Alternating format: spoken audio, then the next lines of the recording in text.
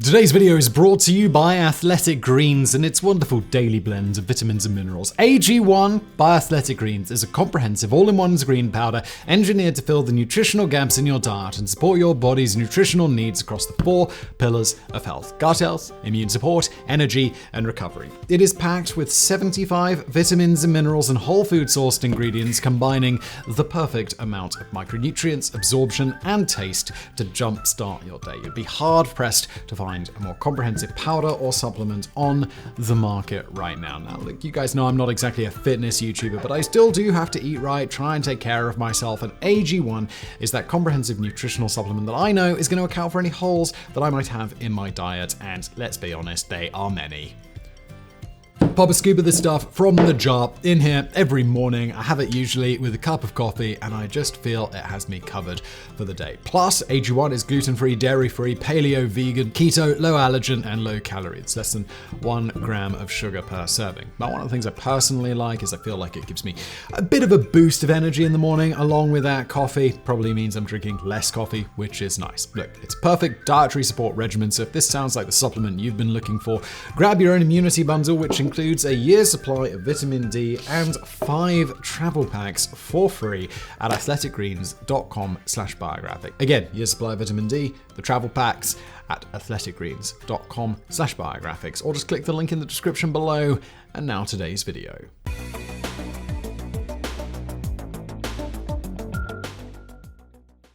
The 20th century was marked by the rise of regimes founded upon the most catastrophic ideologies ever to plague humanity.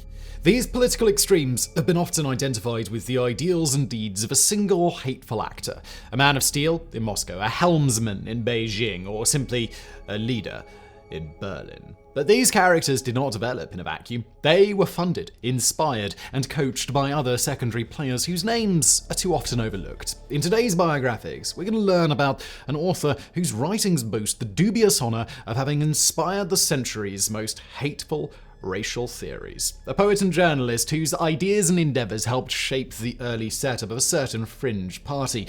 A playwright who coached the leader of that faction and supported his rise to power. This is the story of Dietrich Eckart, the man who mentored Adolf Hitler.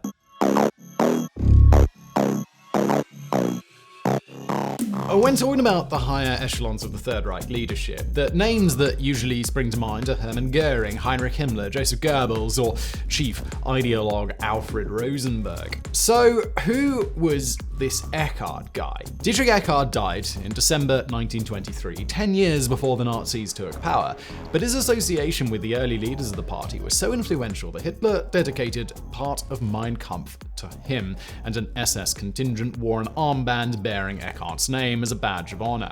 The Führer described Eckhart as someone who dedicated his life in versing, thinking, and eventually in acting towards the awakening of his people. The dictator often referred to Eckhart as his ideological father, a source of inspiration, as well as a mentor. What really resonated with the early Nazi movement, however, was Eckhart's rabid, pathological form of anti-Semitism rooted in an apocalyptic worldview. Eckhart did not maintain that a Jewish conspiracy was out to rule the world behind the scenes. No, he believed that Jews were out to destroy the world, bringing about a final battle, Armageddon. But let's take it from the start, shall we?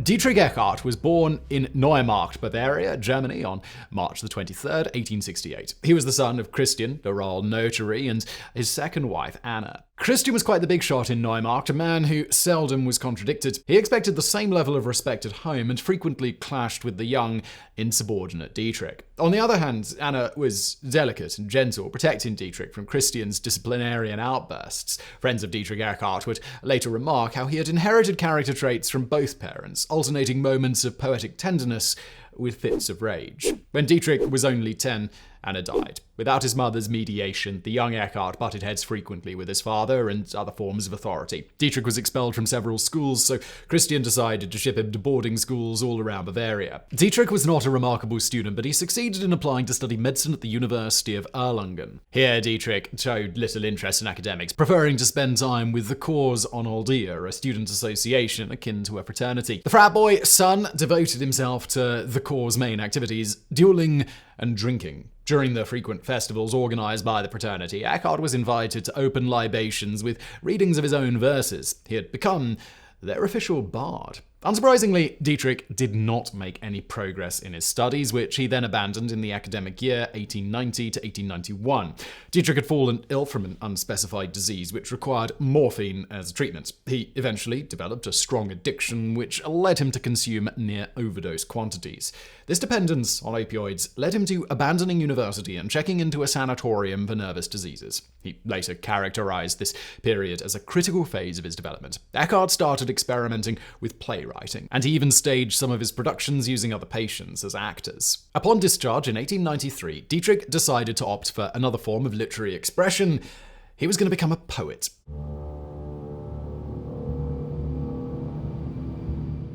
In 1893, Dietrich succeeded in publishing 2 short volumes of verse. The first was a collection of poems by Heinrich Heine, selected and edited by Eckhart. Heinrich Heine, born in 1797, died in 1856, is a giant of German literature and of post-Romantic poetry in particular. Heine was born in a Jewish family, but facing widespread discrimination in Prussia, he had converted to Protestantism. When writing about Heine, Eckhart portrayed him as a towering figure, a patriot who championed German unification, and a morally and intellectually advanced soul who battled against the narrow-mindedness of a reactionary society. Quite surprising for a future anti-Semite, Eckhart associated Heine's positive traits to him being originally Jewish. The second volume published by Dietrich was a collection of his own poetry. In his poems, Dietrich established the theme of his disappearing youth as a lost homeland. In the long poem, The Flower and the River Jordan, the author identifies himself with the Jews. He, like them, feels cast out of his homeland. The piece then describes the author's love of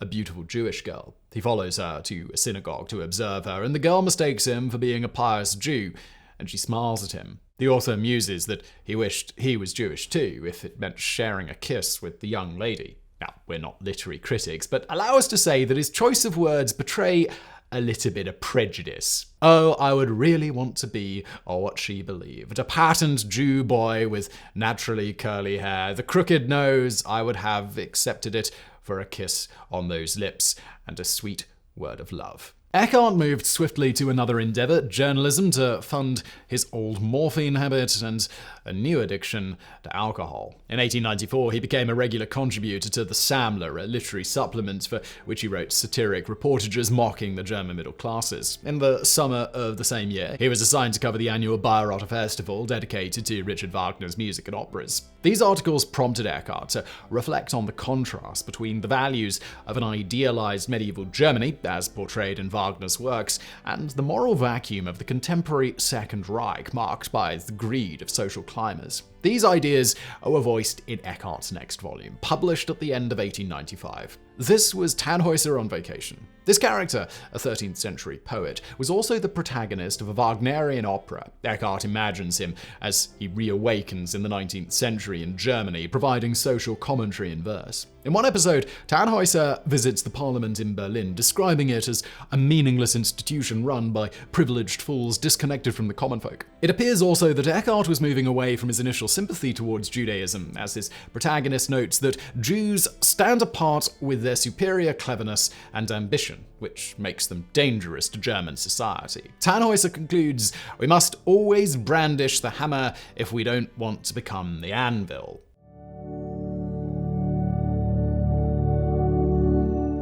In the same year, 1895, Eckhart's father Christian died, leaving Eckhart with a sizable inheritance. Dietrich, however, squandered all of it on his habits and an expensive lifestyle. Eckhart would consume 20 sausages and 6 pints of beer in a typical evening.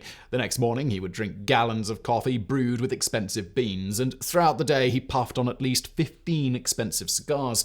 And of course, he would treat his friends and occasional lovers to the same lifestyle. Unsurprisingly, by 1897, his pockets were almost empty and his health was in a terrible state. Eckhart recovered for 1 year in Leipzig before moving to Berlin in the autumn of 1899. Initially, he was so broke that he had to sleep on park benches, but a series of gigs with local Berliner papers got him back onto his feet. Encouraged by friends and co-workers, Eckhart expanded his literary arsenal by writing plays and short stories, usually satirical in tone. His targets included the middle classes, the breakdown of German moral values, and, of course, the Jews. More precisely, the monolithic Jewish clique, which allegedly controlled most German newspapers newspapers as well as the theatre scene in Berlin, a clique which, according to Eckhart, prevented his plays from enjoying the success that they deserved. By 1905, it appears that Eckhart's worldview had rapidly degenerated into conspiracy theory. German society, culture, and economy had enjoyed great advancements since unification in 1871, and yet, in his view, this progress had devastated traditional German values and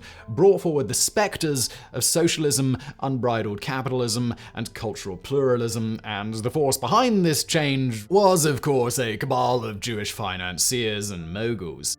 His anti-Semitism had become so rabid that he repudiated his once hero, Heinrich Heine. These ideas surface in Eckhart's only moderately successful play to that date, The Family Man. The protagonist is a journalist and a playwright who antagonizes the heartless Heinze, the Jewish owner of a daily newspaper. His next play, The Frog King, bombed completely. Eckhart blamed the failure on Jewish critics and fell into a depression, retreating to his hometown of Neumarkt in 1906. Between 1906 and 1910, Eckhart went through a rough patch. Work was scarce, and he scored only occasional paydays by writing ad copy for pharmaceutical companies. But in general, his bank balance and his mood were so low that he had to go through psychiatric treatment again. Things picked up again in the autumn of 1911 when Eckhart finished working on a translation of Peer Gynt by Norwegian playwright Henrik Ibsen. The plot sees the protagonist, a poet with a drinking habit, battle trolls and the Boig, a sort of shapeless blob. After escaping from these creatures, Peer becomes a slave trader in Morocco, winds up in a psychiatric asylum in Cairo, and eventually returns to Norway to die. Eckhart strongly identified with the main character, whom he saw as a pure-hearted defender of traditional values who fought against the shapeless blob of modern society and the cunning trolls who he considered to be stand-ins for the Jews. Eckhart's version of the play had such strong anti-Semitic overtones that Henrik Ibsen's son refused permission to stage it, but Eckhart had a powerful friend in Georg von Husen-Heißler, the superintendent of the Royal Theatre. Husen himself was close to German Kaiser Wilhelm II. According to a colleague of Eckhart's, Albert Reich, the Kaiser himself pulled some strings to stage the play. Dietrich Eckart's Peer Gynt premiered in February 1914, becoming his only truly big success. Berlin's Royal Theatre ran 183 consecutive performances to packed houses before the production went on a European tour. Eckhart was suddenly flush with cash from royalties and was able to pay off his 11,000 marks worth of debt.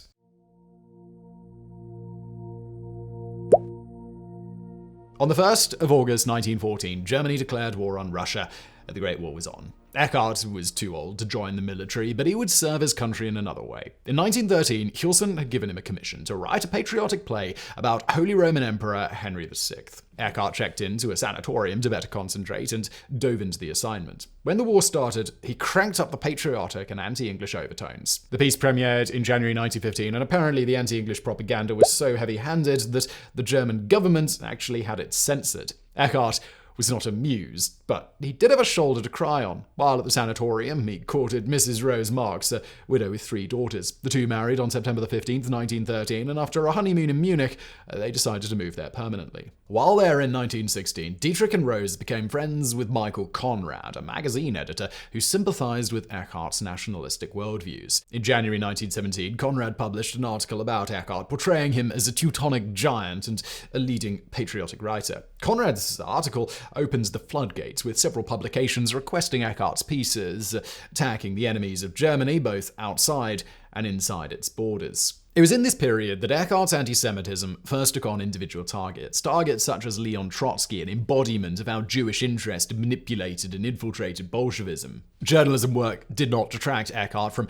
writing another play set in 1537 Florence. This was Lawrence Achow, completed in October 1918. The titular character feuds against the Medici family, portrayed as scheming half-Jewish bankers. The protagonist is eventually killed, but he enjoys a triumphant Act 1, during which his supporters chant, "Our Redeemer, our Führer, no one purer." 1 month later, on November the 11th, 1918, Germany had to concede defeat to the Entente. The Great War was over, and the Second German Reich was crumbling. Eckhart firmly believed that Germany's defeat was the result of a stab in the back perpetrated by communists, social democrats, financiers, and the Jews.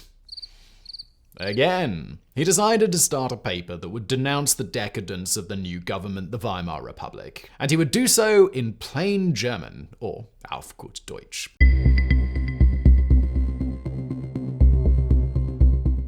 Auf Deutsch was in fact the name chosen for this new endeavor. To kick it off, Eckhart needed money, and so he approached occultist and newspaper editor Rudolf von Siebettendorf. Siebettendorf was the founder of the Thule Society, an anti-Semitic, anti-communist group with an interest in German history, folklore, and occultism. It would be joined by future Nazi leaders such as Rudolf Hess and Alfred Rosenberg. Siebettendorf had invited Eckhart to lecture at the Thule Society on previous occasions, but had no wish to fund a competitor to his own paper, the Munich Observer. Eventually, Eckhart secured 10,000 marks from another editor and immediately set to work. By 1920, Auf Deutsch's circulation peaked at 30,000 copies. Eckhart's anti-communist and anti-Semitic stance attracted contributors from the likes of Alfred Rosenberg and economist Gottfried Federer. The trio warned their readers about the impending danger of a Russian-Jewish revolution. As an alternative to Bolshevism, they championed a fringe party which Eckhart and Federer had co-founded with agitator Anton Drexler, the DAP, or German Workers' Party. I do note that the DAP would later evolve into the NSDAP, i.e. the Nazi Party. Their worst fears became true in April 1919 with the outbreak of the Spartacist revolt. A Bolshevik government was temporarily installed in Munich, which led Eckhart to perform several acts of anti-communist resistance. For example, on April the 6th, he and Federer drove through Munich, handing out 100,000 copies of a pamphlet called To All Workers, which criticized the communist government. He then collected money from rich friends, which he used to bribe Spartacist officials into releasing Thule Society members from jail. On the 16th of April, a squad of Spartacists arrested him at gunpoint, but Eckhart charmed them with his banter and took them home for some drinks. While drunk, he pulled out his anti-communist pamphlet, and by reading select passages, he convinced the communists that he was on their side.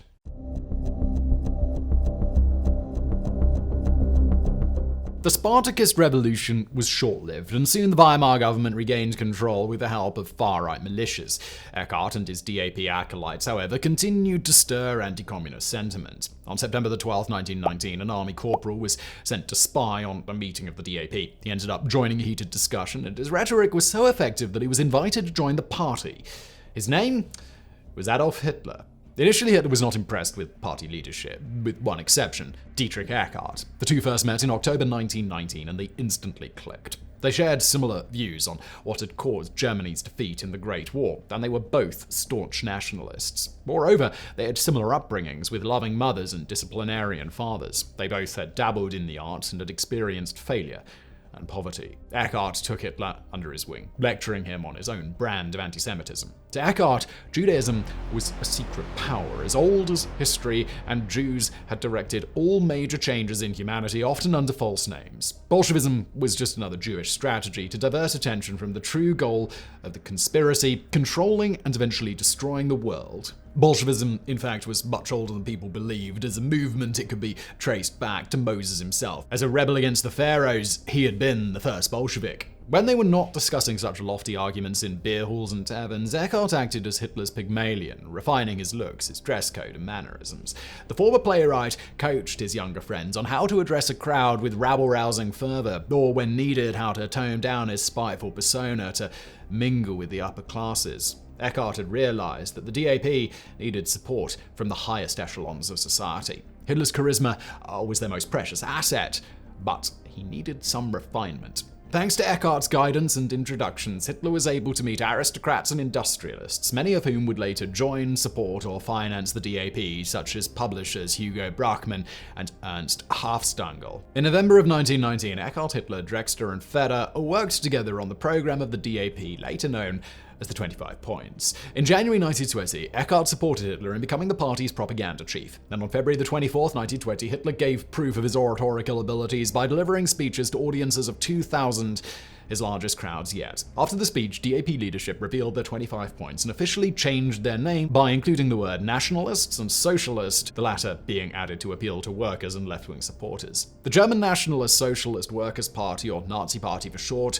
was born. In March 1920, Eckhart and Hitler tried to coordinate their political agenda with the right-wing coup taking place in Berlin. On March the 12th, a group of generals installed Chancellor Wolfgang Kapp, who happened to be a friend and financial supporter of Eckhart's. Kapp's agenda included the arrest of those Jews who had allegedly stabbed the back of the German army. On the 17th, Eckhart and Hitler hopped on a 3-seater plane and flew to Berlin to meet with Kapp. But as soon as they landed, they learned that the whole coup had melted away as Kapp lacked support from civilian authorities. It was a debacle, but got Hitler thinking about staging a coup of his own.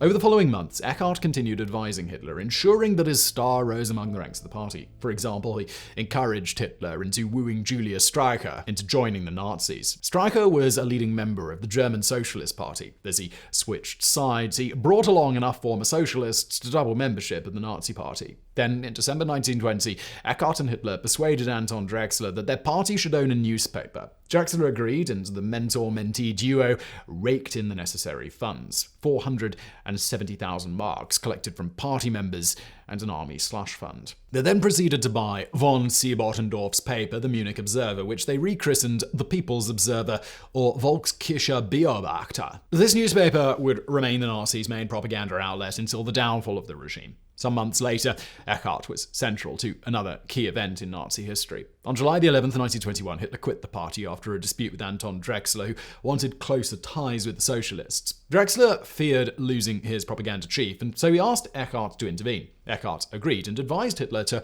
return on his own terms. He would rejoin the Nazis, but only as their unquestionable leader, its Führer. Eckhart then supported Hitler in his next move, recruiting a group of street fighters as part of the party's sports section. This would become the first corps of the SA, or the Brown Shirts, the paramilitary thugs headed by Ernst Röhm. So, Dietrich Eckart had set his protege on a steep course towards political leadership and success. Hitler did not need Eckhart's hand-holding during his next visit to Berlin in May 1922, during which he forged an alliance with legendary Great War general Erich Ludendorff. The middle-aged former playwright was by now suffering from poor health. Years of morphine, alcohol, tobacco, and overwork had taken their toll. Back in March 1921, Eckhart's wife Rose had filed for divorce, tired of her husband's wild habits. And in August, Dietrich moved to Obersalzberg on the Alps for a restorative holiday. Anna, his new 16-year-old girlfriend, kept him company. From August to December 1922, he almost completely withdrew from activism. Over this period, the relationship between Eckhart and Hitler cooled off.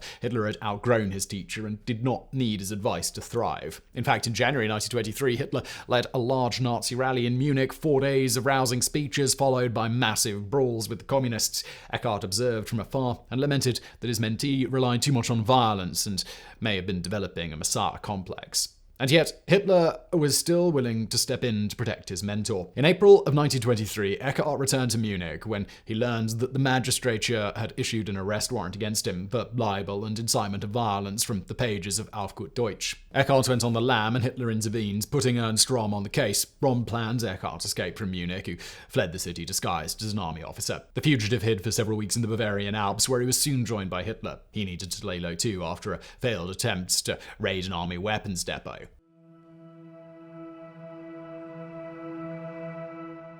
After the latest adventure, Eckhart settled into the routine of an ill, wheezy, middle-aged man prone to self-pity and pestering friends for money. In October 1923, he learned that the arrest warrant against him had been rescinded, and so he braved returning to Munich to join Hitler for a series of speeches. But the chasm between the two had opened again. Eckhart warned Hitler against planning a coup or taking power with violent methods. He believed that the path to victory lay in democratic methods. Hitler, on the other hand, yearned for action. Mussolini had marched on Rome, so he would march on Munich. The Führer now had little time for his old mentor, he described as an old pessimist and a dipsomaniac. On November the 8th, 1923, Hitler, General Ludendorff, and other conspirators staged their coup known as the Beer Hall Putsch. Eckhart had not even been informed and was kept out of the action, which, well, turned out to fail miserably. However, as a party member, Eckhart was arrested on November the 15th and imprisoned in Munich. After 5 weeks in jail, Eckhart suffered a heart attack, and Bavarian authorities decided to release him on December the 21st,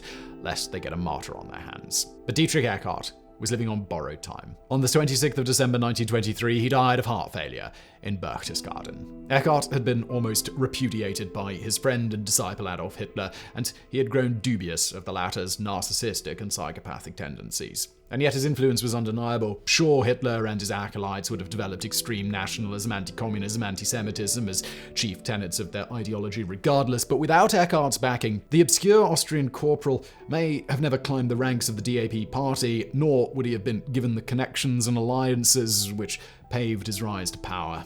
So I really hope you found today's video interesting. If you did, please do hit that like button below. Don't forget to subscribe, and as always, thank you for watching.